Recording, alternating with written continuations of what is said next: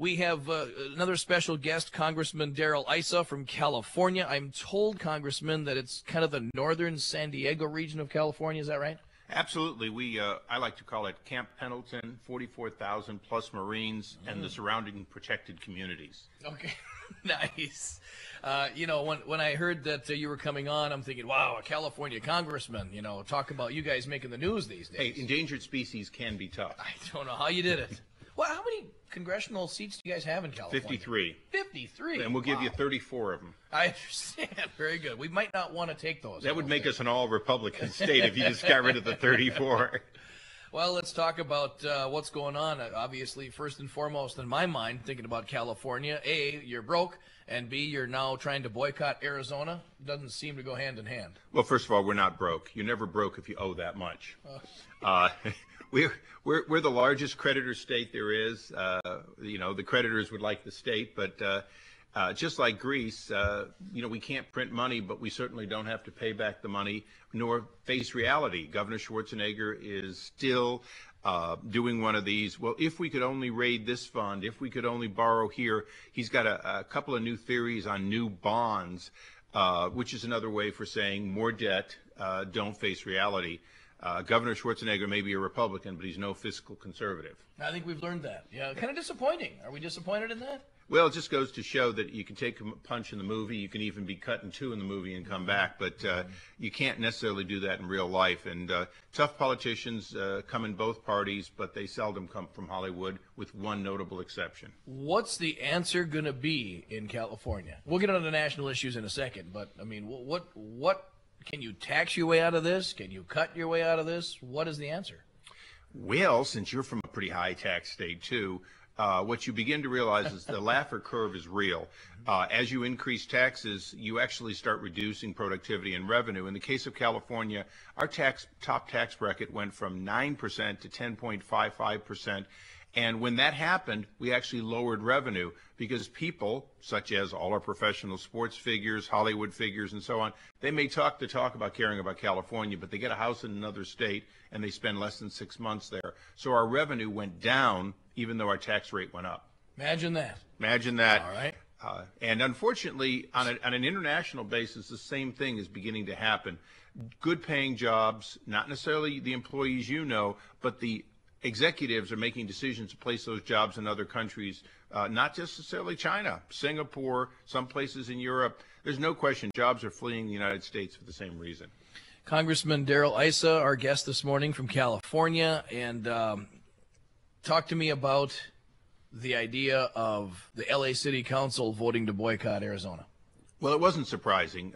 Just like San Francisco, Berkeley, and a number of other cities who have a history as sanctuary cities, they started off during the sort of Nicaragua problems and the Sandinistas saying, well, we're going to give sanctuary to a few immigrants who are refugees. And they've simply continued the trend. Los Angeles is majority Democrat, majority Hispanic, and La Raza has a front row seat every single city council meeting. And, of course, for Arizona, this is part of a grand plan.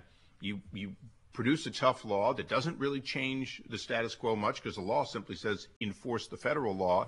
But you drive at least 100,000, perhaps 200,000 illegals out of your state and into states that are foolish enough to welcome them. In California, with a 20% unemployment rate among Hispanics, is welcoming these illegals, thus moving up their unemployment rate. It's a tragedy by design, if you will. Well, we'll see how it plays out, but I think other states may follow suit. I don't think it's going to go the other direction. Smart states are going to be saying, we're going to enforce, we're going to certainly stop illegals from getting our jobs, encourage them to go back to their home country. But if some state wants to take them by droves, including Minnesota, that's where they'll end up. So every state needs to put up its internal barriers from employment or pay the price. Darrell Issa, ranking Republican on the House Oversight Committee from California, with us on KNSI's Hot Talk Live in Washington, D.C. at 7:19. You guys working on this oil spill deal in the Gulf? We've been working on it for about 8 years, and unfortunately, we were unable to get the kind of reform we wanted. But we started uncovering huge failures, including by the head of the oil oversight division that just resigned, announcing that he will be gone in a matter of days. All the way back when we were still in the majority. And what we found was a dysfunctional organization that didn't care much about safety, didn't care much about revenue, but relied on the same people that took them to dinner and made their life a little sweeter, and that was the oil company. If you can't trust a cocktail companion, who can you trust? I mean, come on. Well, the level of trust became so great that one of their employees overseeing oil and natural gas got pregnant as a result of her close relationship with the lobbyist. All in the line of duty, Congressman. All in the line of duty. But this kind of relationship we uncovered. It started under the Clinton administration. The Bush administration did little to change it. And as a matter of fact, the fellow who's now resigning was promoted after we uncovered tens of billions of dollars in losses due to negligence in writing the contracts. This is a dysfunctional organization. President Obama inherited it. Now, almost 2 years in, he has no solution except his secretary says they're going to split this 1,700-person division into 2 more divisions so that it'll be harder to track and probably more buried at Department of Interior. The right track is to elevate the transparency of this organization, make it responsible, fire a bunch of people, and get it to both care about revenue and safety. If it doesn't, there's 4,000 oil wells in the Gulf that should never be allowed to pump another gallon of fuel. You have to absolutely make sure that the American people can rest assured that they're safe, or we're going to shut down those wells. It would be a tragedy for America, but perhaps that's part of the tragedy that Obama doesn't really care much about. Well, how does something like this happen? I mean, I just can't believe that of all of the things, if you're going to drill that far down, you seriously don't have a contingency plan if there's a leak or an explosion or whatever? It's even worse than that. Back in 2000, the Mineral Management Service, this division of Interior, had asked for studies as to these secondary safety devices, and they're pretty sophisticated multiple-stage shutoff devices.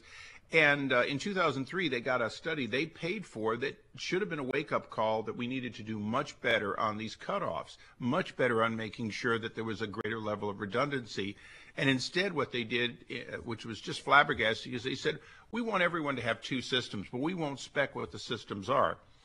4,000 oil wells, every one of them, if there's a blowout or a human failure, they don't manage the pressure properly, we depend on those devices, and they don't actually specify what they are. They could be almost anything. In this case, we're not sure. We won't know until we're done with the forensic exactly what failed.